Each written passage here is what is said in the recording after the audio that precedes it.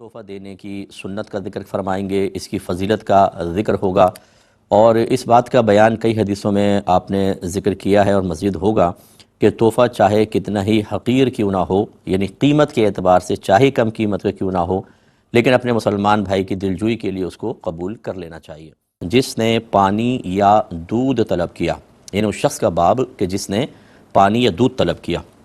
اس میں حدیث نمبر 2571 ہے، اور اس کے راوی ہیں حضرت انس رضی اللہ تعالی عنہ۔ وہ بیان کرتے ہیں کہ نبی کریم صلی اللہ علیہ وسلم ہمارے اس گھر میں آئے، بس آپ نے پانی طلب کیا، ہم نے آپ کے لیے اپنی بکری کا دودھ نکالا، پھر میں نے اس میں اپنے اس کنویں کا پانی ملایا، اشارہ کیا، اور پھر میں نے آپ کو وہ پانی پیش کیا۔ اس وقت حضرت ابو بکر رضی اللہ تعالی عنہ آپ کی بائیں طرف بیٹھے ہوئے تھے، اور حضرت عمر فاروق رضی اللہ تعالی عنہ آپ کے سامنے تھے، اور ایک اعرابی یعنی دیہاتی صحابی تھے، آپ کی دائیں جانب سیدھی جانب بیٹھے ہوئے تھے۔ جب آپ دودھ پی کر فارغ ہو گئے تو حضرت عمر رضی اللہ تعالی عنہ نے کہا، حضرت ابوبکر یہ بیٹھے ہیں، آپ نے اپنا یہ بیٹھے ہیں، یوں اشارہ کیا، لیکن نبی کریم صلی اللہ علیہ وسلم نے اپنا بچا ہوا دودھ شریف اس اعرابی کو دے دیا اور فرمایا کہ دائیں طرف والے مقدم ہیں، یعنی ان کو پہلے موقع ملے گا، سنو دائیں طرف والوں سے ابتدا کرو۔ حضرت انس نے 3 دفعہ کہا کہ یہی سنت ہے۔ تو اسے چند باتیں معلوم ہوئی۔ ایک تو سرکار تشریف لائے اور آپ نے پانی طلب کیا۔ یہ پہلے بتایا تھا کہ بعض اوقات ایسا ہوتا ہے کہ کوئی معظم دینی، کوئی بڑی شخصیت اگر ہمارے گھر پر آ کے کچھ طلب کرے تو اس سے خود جو متبعین ہوتے ہیں، اطاعت گزار ہوتے ہیں، ماتحت ہوتے ہیں، وہ خوشی محسوس کرتے ہیں اور وہ چاہتے ہیں کہ کوئی شخصیت آ کے ہم سے کہے، اور یہ اکثر معظم دینی میں ہوتا ہے، اور بعض اوقات تو جسٹ اپوزٹ ہوتا ہے کہ آدمی کہتا ہے فلاں نہ ہی آئے تو اچھا ہے۔ لیکن اس طرح کی جو معظم دینی شخصیات ہوتی ہیں، جیسے علماء ہیں، مفتیان کرام ہیں، یا بچوں کے قرآن پاک پڑھانے والے اساتذہ ہوتے ہیں، اسی طرح کوئی پیر کامل ہیں جو عالم بھی ہیں اور ماشاءاللہ بعمل بھی ہیں، وہ مرید کے گھر پر آئے، تو اکثر ایسی ہوتا ہے کہ اس قسم کے لوگ تکلفی کرتے ہیں، لوگ کہتے ہیں جی کھائیں، وہ نہیں کھاتے، لیکن جب اگر وہ خود کہیں کہ ہمیں کچھ فلاں چیز کھلاؤ اور سامنے والا افورڈ کر سکتا ہو تو بہت ہی خوشی محسوس کرتا ہے۔ تو رحمت کونین صلی اللہ علیہ وسلم تشریف لے گئے اپنے غلام کے پاس۔ غلام سے مراد پوری امت ہی آپ کی غلامی سے اعتبار سے، ورنہ وہ حضرت انس رضی اللہ تعالیٰ عنہ فرما رہے ہیں ہمارے گھر میں تشریف لائے تو آپ کو ان کے حقیقی طور پہ غلام نہیں تھے، لیکن سرکار اپنے ان کے پاس تشریف لائے اور پانی طلب کیا، تو اس سے خوشی محسوس ہوتی ہے۔ اور دوسری بات یہ ہے کہ جو سوال کرنا ہوتا ہے، کچھ چیز طلب کرنا، مانگنا ہوتا ہے، یہ ہمیشہ منع نہیں ہوتا۔ یہ میں نے آپ کو بارہا بتایا کہ 2 قسم کے سوال اکثر منع ہوں گے۔ ایک یہ کہ جس سوال کے جواب میں آپ کو ذلت اٹھانی پڑے، جیسے اکثر جو ہیں یہ فقراء جو پیشہ ور ہوتے ہیں، دیکھیں مانگتے ہیں اور بار بار ان کو ذلت اٹھانی پڑتی ہے، یا اسی طرح کوئی شخص مانگنے کا عادی بن جائے،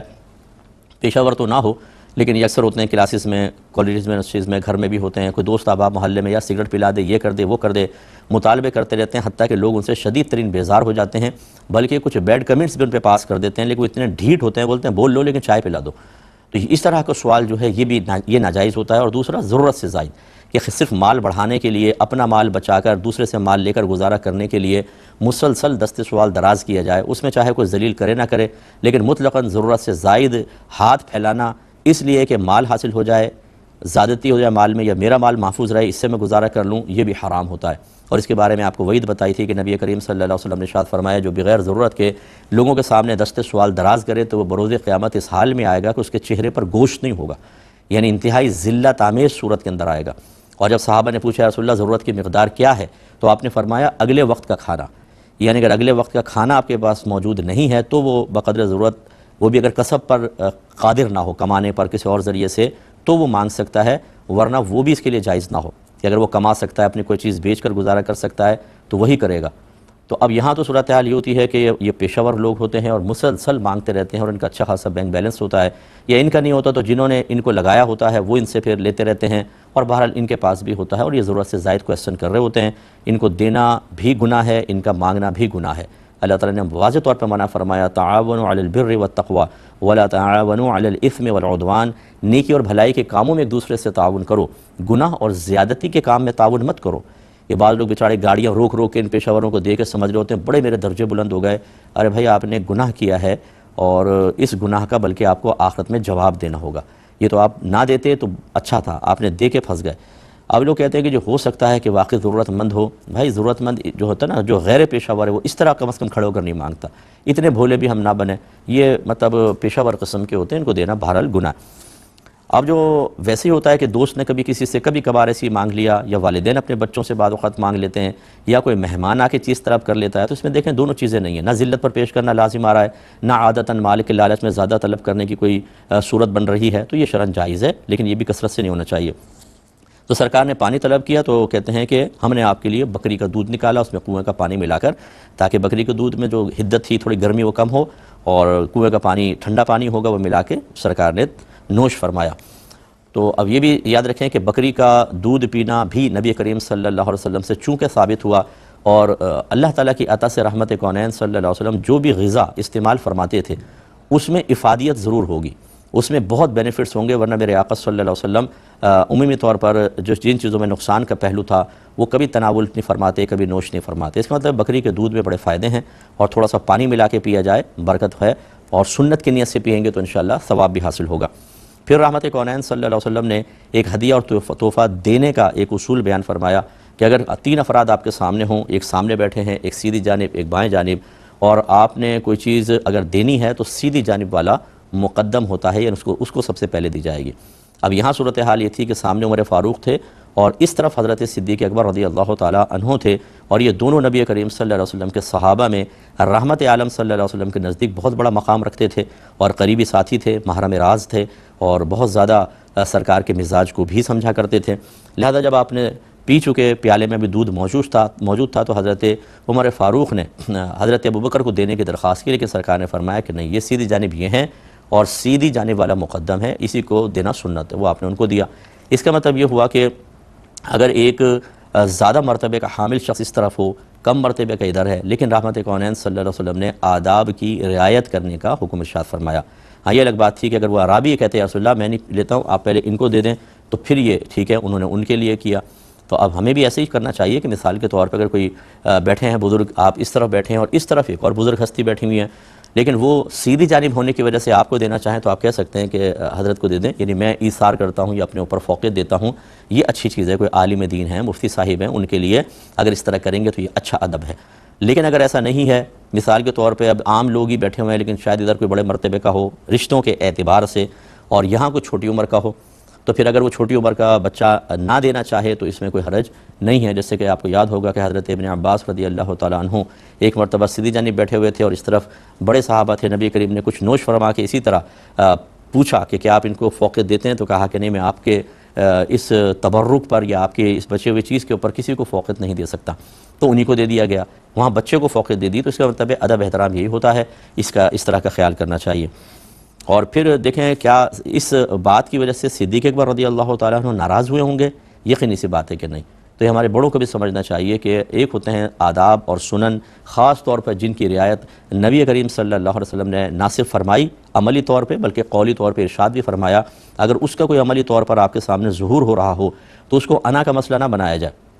یہ نہ سوچا جائے کہ مثال کے طور پہ آپ ادھر بیٹھے ہیں، کوئی بیچ میں عالم بیٹھے ہوئے، انہوں نے اس طرف والے کو سنت کے مطابق دیا، یہ ناراض ہو گئے کہ دیکھیں بچوں کو یا عام آدمی کو مجھ پر فوقیت دے دی، حضرت سے ہی ناراض ہو گئے، یا اس پر بعد میں بھڑک اٹھے کہ تمہیں لینے کی کیا ضرورت ہے، ہم نہیں بیٹھے نظر آ رہے تھے۔ یہ غلط ہوتا ہے۔ اگر ایک بزرگ کو تبرک تقسیم کر رہے ہیں، وہ دینا چاہیں گے تو سیدھی جانب والے کو دینا سنت ہوتا ہے، اس کو مقدم کرنا سنت ہے، اور سنت کی ادائیگی پر اظہار ناراضگی کرنا یہ قطعاً غیر مناسب ہے۔ ہونا یہ چاہیے کہ جب اس قسم کی کوئی صورتحال ہو یا آپ بھی ایسا کبھی اس کے عملی طور پہ ایسا کرنا چاہیں تو بیٹھے ہوئے لوگوں کو اس طرح کی کوئی حدیث سنا دیں تاکہ ان کے دل میں بدگمانی پیدا نہ ہو، وہ اپنے لیے اس معاملے میں کوئی ذلت کا پہلو یا حقارت کا پہلو نکال کر بدگمانی نہ کریں، غیبتیں نہ کریں، کیونکہ ہر ایک کے پیش نظر ہر حدیث نہیں ہوتی ہے۔ آپ نے یہ سوچ کر یہ حدیث آپ کے ذہن میں آپ نے اس طرف والے کو دے دیا، ان کو نہیں پتہ، یہ ناراض ہو گئے۔ اب ان کا ناراض ہونا بیجا ہے، لیکن اس میں ہمارا بھی ایک کردار تھا کہ اگر ہم اس حدیث کو ذکر کر کے لوگوں کے ذہن میں پہلے اس کو مستحضر کر دیتے، حاضر کر دیتے، لوگ ذہنی طور پر تیار ہو جاتے، پھر آپ دیتے تو ایک اچھی تمہید بن جاتی اور یہ خراب ماحول قائم نہ ہوتا۔ اگلے باب کی طرف آتے ہیں، باب قبولی ہدیت الصید، شکار کا ہدیہ قبول کرنے کا باب۔ 2572 نمبر حدیث پاک ہے، اور حضرت انس بن مالک رضی اللہ تعالی عنہ روایت کرتے ہیں کہ ہم نے مروہران، یہ ایک جگہ کا نام ہے، اس جگہ میں ایک خرگوش کا پیچھا کیا، لوگ اس کے پیچھے دوڑے، پس تھک گئے، لیکن میں نے اس کو جا کر پکڑ لیا، پھر میں اس کو حضرت ابو طلحہ کے پاس لے کر آیا، انہوں نے اس کو ذبح کیا اور اس کے پیچھے رانوں کا حصہ یعنی پیٹھ کا حصہ اور اس کی رانوں کا گوشت نبی کریم صلی اللہ علیہ وسلم کی خدمت میں بھیجا، آپ نے اس کو قبول فرما لیا۔ راوی کہتے ہیں میں نے پوچھا کہ کیا نبی کریم صلی اللہ علیہ وسلم نے اس میں سے کچھ کھایا بھی تھا؟ تو انہوں نے کہا کہ نہیں، ہاں اس میں سے آپ نے کھایا تھا، پھر بعد میں کہا کہ آپ نے اس کو ہدیہ قبول کر لیا تھا۔ تو میں نے پوچھا آپ نے اس میں کھایا بھی تھا؟ انہوں نے کہا کہ ہاں اس میں سے آپ نے کھایا تھا، پھر بعد میں کہا کہ آپ نے اس کو قبول فرما لیا تھا، یعنی پہلے سرکار نے لے لیا لیکن کھایا نہیں، بعد میں اس کو تناول فرمایا ہے۔ تو اس کا مطلب یہ ہوا کہ پہلی بات تو یہ کہ شکار پکڑنا شرعاً جائز ہے، کہ خرگوش وہ جنگلی خرگوش ہوگا، کسی کا پالتو نہیں، پالتو خرگوش ہم نہیں پکڑ سکتے ہیں۔ فرض کر لیں یہ خرگوش ایسے ہوتے ہیں اور خصوصاً گاؤں وغیرہ کے اندر کہ زمین میں سرنگ بنا کے دوسرے کے صحن میں نکل جاتے ہیں، یا بعض اوقات ایک کے کھیت میں ہوتے ہیں، اس نے پالے ہوتے ہیں، وہ دوسروں کے سرنگ بنا کے دوسروں کے کھیتوں میں نکل جاتے ہیں۔ اگر آپ کو یقین ہے کہ یہ کسی کا پالتو ہے تو پھر آپ اس کو نہیں پکڑ سکتے، نہیں کھا سکتے۔ اس کا حکم لقطے کا ہوتا ہے، لقطے کا مطلب گری پڑی چیز،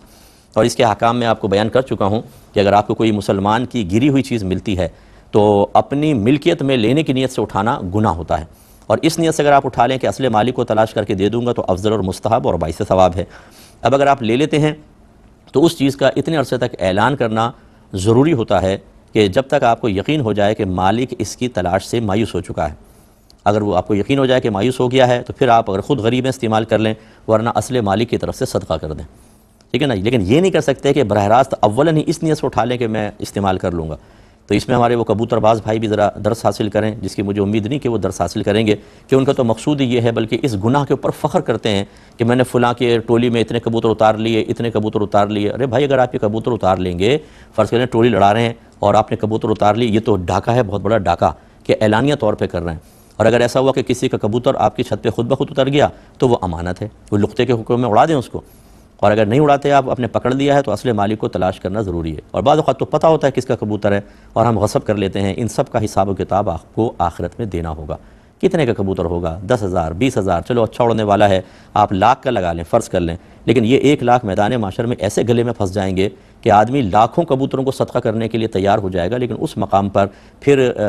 اس کا موقع نہیں ملے گا۔ ایسے یہ خرگوش وغیرہ نکل آیا، آپ نے سوچا پکڑ لو، پکڑ لیا، اس کو ذبح کر کے کھا گئے اور بڑے خوش ہیں کہ یہ کھا گئے۔ ایک حرام چیز کو استعمال کر کے کہ کسی مسلمان بھائی کے مال کو آپ نے کھا لیا، پہلی بات تو کھانا حرام، دوسرا اس حرام پر خوشی کا اظہار کرنا، یا معاذ اللہ ثم معاذ اللہ، اگر کسی نے اس کو حلال سمجھ کر کھایا گیا، چوری کر لی کوئی بات نہیں، ہمارے لیے جائز ہے، بعض تو مذاق میں کہتے ہیں ہمارے لیے جائز ہے، تو حرام کے حرام قطعی کو، چوری حرام قطعی ہے۔ اللہ تعالیٰ نے قرآن پاک میں چور مرد اور چور عورت کے ہاتھ کاٹنے کا حکم دیا ہے، تو یہ نص قطعی سے اس کی حرمت ثابت ہے۔ اور حرام چیز کے اوپر خوشی کا اظہار کرنا اور پھر اس کو اپنے لیے جائز کہنا، چاہے آپ مذاق میں جائز کہیں، دائرہ اسلام سے خارج ہو جائیں گے۔ تجدید ایمان، تجدید نکاح لازم ہے، اور اگر حرام سمجھ کے ہی کھایا ہے تو گناہ کبیرہ کے مرتکب ہیں، اور اس کی قیمت اس کو دینا لازم ہوگا، یہ ضرور ذہن میں رکھیں۔ لیکن جو جنگلی قسم کے خرگوش ہوتے ہیں جو زمینوں کے اندر ہوتے ہیں، کسی نے پالے ہوئے نہیں ہوتے، جنگل کے اندر ہوتے ہیں، صحرا کے اندر انہوں نے اپنے بل بنائے ہوتے ہیں، وہ نظر آ جائے تو پکڑ سکتے ہیں۔ اس کا مطلب ہے کہ اس طرح کے اگر خرگوش وغیرہ کوئی جانور نظر آئے تو اس کے لیے اس کو پکڑنا اور اس کو کھانا یہ شرعاً جائز ہے، بلکہ کہہ سکتے ہیں کہ صحابہ کرام علیہم رضوان کی سنت بھی ہے۔ اب چونکہ حضرت انس چھوٹے تھے، پھرتیلے تھے، بھاگ سکتے تھے تیزی سے، تو تیزی سے بھاگے، انہوں نے خرگوش کو پکڑ لیا اور حضرت ابو طلحہ کے پاس لے کر آئے، انہوں نے اس کو کاٹا اور اس کے پیٹھ کا حصہ اور رانوں کا حصہ، پوری ران جس کو ہم کہتے ہیں جو پوری، وہ سرکار کی خدمت میں پیش کی۔ تو آپ نے اس کو قبول فرما لیا۔ تو راوی کہتے ہیں میں نے پوچھا آپ نے اس میں کچھ کھایا بھی تھا؟ انہوں نے کہا کہ ہاں اس میں سے آپ نے کھایا تھا، پھر بعد میں کہا کہ آپ نے اس کو قبول فرما لیا تھا۔ تو یوں بعض روایت میں ہے کہ سرکار سے صرف قبول کرنا ثابت ہے، کھانا ثابت نہیں ہے، تو اسی وجہ سے بعض لوگوں نے کہا کہ خرگوش جو ہے وہ نبی کریم نے قبول تو کیا تھا لیکن کھانا ثابت نہیں ہے، لیکن صحیح بات ہے کہ کھانا بھی ثابت ہے، اس لیے خرگوش کھانا سنت ہے۔ یاد رکھیں اگرچہ خرگوش کے پنجے ہوتے ہیں، اس کے تیز دانت ہوتے ہیں، لیکن یہ چونکہ گوشت خور نہیں ہوتا، شکاری نہیں ہوتا، اور سب سے بڑی دلیل کہ میرے آقا صلی اللہ علیہ وسلم نے اور خود صحابہ کرام علیہم رضوان نے تناول فرمایا، اور نبی کریم صلی اللہ علیہ وسلم فرض کر لے نہ بھی کھاتے، جب صحابہ کرام کھا رہے ہیں اور سرکار منع نہیں فرما رہے تو اس کے جواز کی دلیل ہے کہ یہ شرعاً بالکل جائز ہے۔ تو اس لیے خرگوش پکانا، خرگوش کھانا، بعض لوگ خرگوش کی بریانی بناتے ہیں، اور تو یہ لیکن نمکین سا ہوتا ہے تھوڑا سا گوشت، میں نے بھی تناول کیا ہے اور سنت کی نیت سے ہی کیا، تو اگر آپ کبھی کھائیں خرگوش تو ضرور کھائیے، اور سنت کی نیت سے کھائیں تو انشاءاللہ ثواب بھی ملے گا۔